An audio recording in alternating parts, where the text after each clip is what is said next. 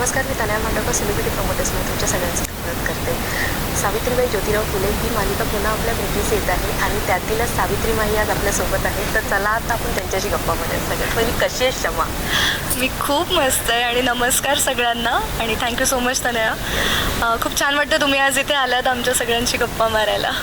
अरे, आणि ह्या भूमिकेबद्दल काय सांगशील? म्हणजे एक नवीन भूमिका तुझ्या पदराशी आली आहे का? बोलू शकते नवीन चान्स आहे तुला, गोल्डन चान्स बोलू शकतो, तर त्याबद्दल काय सांगशील? आत्तापर्यंत ज्या भूमिका मी केल्या आहेत त्याही व्यतिरिक्त खूप वेगळं काहीतरी आता मी करते आहे. म्हणजे मला वेगवेगळ्याच भूमिका वाटायला आल्या, पण आता सावित्रीबाईंची भूमिका खास करून मला करायला मिळते. खरं तर हे माझं खूप मोठं भाग्य आहे असं मी समजते.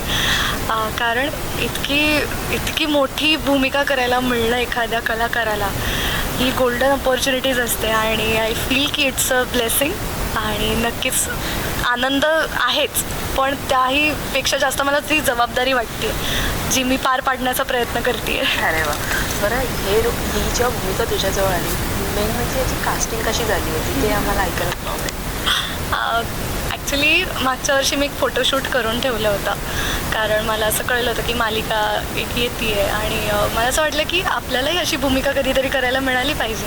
आणि मला समहाव वाटलं की कदाचित आपण दिसू शकतो तशा, म्हणून मी एक फोटोशूट करून ठेवलं सावित्रीबाईंच्या भूमिकेतलं. आणि निखिल पंडित फोटोग्राफर होते आणि तेजस आमले यांचं ते लोकेशन होतं सगळं गावाचं. तर ते फोटोज मी सावित्रीबाईंच्या जयंतीला सोशल मीडियावर पोस्ट केले, एक त्यांना मानवंदना म्हणून.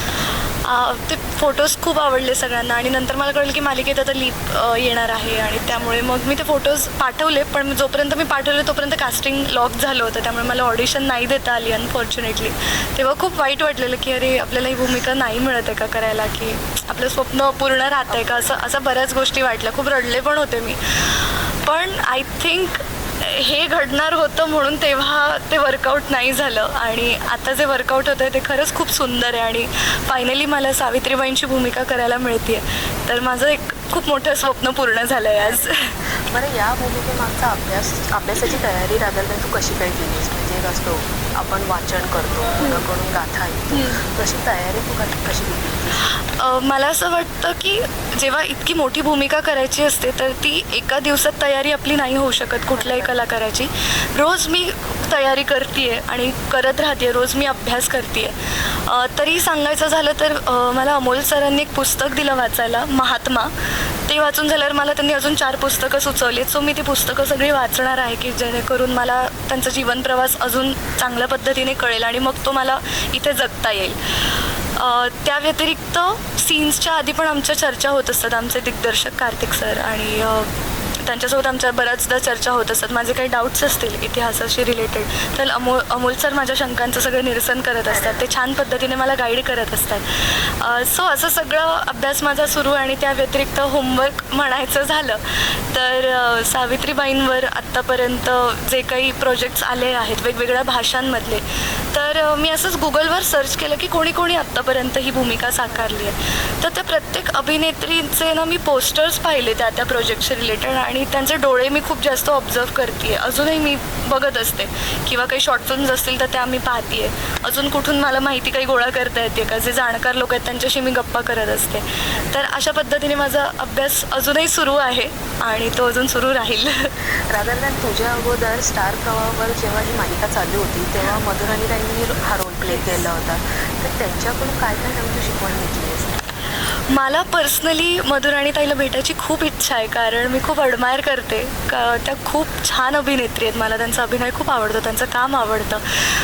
पण काय काय शिकले तर त्यांचा ठहराव मी पाहिला त्या जेव्हा सावित्रीबाईंची भूमिका साकारत होत्या. तो ठहराव मला खूप आवडला किंवा त्यांचे ना डोळे खूप बोलके होते एकंदरीत भूमिका साकारताना. सो या 2 गोष्टी मला प्रकर्षाने त्यांच्याकडून मला शिकाव्याशा वाटतात आणि त्या मी स्वतःमध्ये आणण्याचा प्रयत्न करेन. आणि आज अमोल सरांसोबत तू काम करतेस तेव्हा काय भीती आहे, काय दडपण आहे, त्याबद्दल काय सांगते? भीती तर मला खूप वाटली होती, खूप म्हणजे खूप. कारण ऑफकोर्स आणि ती वाटणारच, कोणालाही वाटू शकते. कारण अमोल सर इतके मोठे कलाकार आहेत आणि त्यांच्यासमोर उभं राहून सीन परफॉर्म करणं ही खूप मोठी गोष्ट आहे माझ्यासाठी.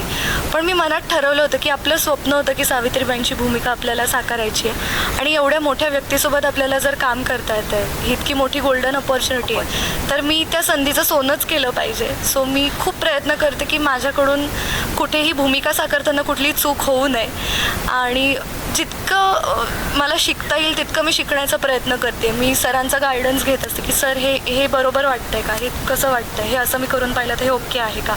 तर ते सुद्धा मला खूप छान पद्धतीने गाईड करत असतात. आणि पूर्ण टीम म्हणजे ह्या टीममध्ये मी नवीन आहे पण त्यांनी मला खूप पटकन सामावून घेतलं. सो लगेच मला 2 दिवसातच खूप होमली फिलिंग आलं इकडे असल्यामुळे. बरं, या अगोदर सुद्धा तू एका मालिकेत होतीस, तेही स्टार प्रवाहाच्या, ती म्हणजे लग्नानंतर होईलच नाही. आणि त्यानंतर आता ह्या मोठ्या पडद्यावरती म्हणू शकतेस तू, किंवा एक मोठी अपॉर्च्युनिटी तुझ्यासाठी. तर काय म्हणजे फिलिंग होते, बोलतो ना अभिमान असतो प्रत्येकाला, ती भूमिकाच एक सगळं काही आहे या भूमिकेत. तर ते काय सांगशील? लग्नानंतर होईल प्रेममध्ये मी दिव्या नावाचं कॅरेक्टर करत होते, जो एक कॅमी होता. आणि ती अतिशय वेंधळी मुलगी, धडपड करणारी, म्हणजे काहीतरी स्टुपिड गोष्टी करत राहणारी असं ते कॅरेक्टर होतं वेगळंच. आणि कट्टू आता मी सावित्रीबाईंची भूमिका साकारते. सो हा डिफरन्स खूप जास्त वेगळा आहे. अभ्यास करत करत ती भूमिका साकारण्याचा प्रयत्न करते. पण मला एक गोष्ट खूप छान वाटतं की लग्नानंतर होईल प्रेमच्या आधी पण मी इंद्रायणी मालिकेत श्रीकलाची भूमिका करत होते, जी विलन होती. त्याच्या आधी मी मायथो सिरियल केलं आहेत. जोगेश्वरीचा पती भैरवनाथ, ह्यात मी जोगेश्वरी देवीची भूमिका केली आहे. अशा खूप वेगवेगळ्या भूमिका मला करायला मिळतात ना, त्यामुळे मला एक कलाकार म्हणून खूप छान वाटतं की आपल्याला इतक्या वेगवेगळ्या शेड्स एक्सप्लोअर करता येतात. आणि आता माझा पूर्ण फोकस हा सावित्रीबाईंची भूमिका चोख निभावण्यातच आहे. कारण संपूर्ण महाराष्ट्राचं प्रेम आहे सावित्रीबाईंवर आणि तसंच माझंही आहे. आणि त्याच प्रेमाने, त्याच आदरपूर्वक मला ती भूमिका लोकांपर्यंत पोहोचवायची आहे, की त्यांना वाटलं पाहिजे की सावित्रीबाई आल्या आहेत म्हणून. छान वाटलं श्यामा तुझ्याशी गप्पा मारून. थँक्यू. मला सुद्धा. थँक्यू. फक्त जाता जाता आमच्या प्रेक्षकांना काय सांगशील? प्रेक्षकांना मी नक्की सांगेन की तुमचं सावित्रीबाईंवर जे आतोनात प्रेम आहे, महात्मा ज्योतिरावांवर जे प्रेम आहे, जो आदर आहे या दाम्पत्याबद्दल, तेच प्रेम तुम्ही आमच्या मालिकेलाही द्या. आणि ते तुम्ही नक्की द्याल ह्याची मला 100% खात्री आहे. 20 जून रोजी आमचा पहिला एपिसोड येतोय सावित्रीबाई ज्योतिराव फुले ह्या मालिकेचा, संध्याकाळी 6:30 वाजता मराठी वारसा या यूट्यूब चॅनलवर. नक्की पहा आणि कळवा की तुम्हाला कसं वाटतंय आणि मी सुद्धा कसं काम करते हे सुद्धा मला कमेंट्समध्ये कळवा. थँक्यू.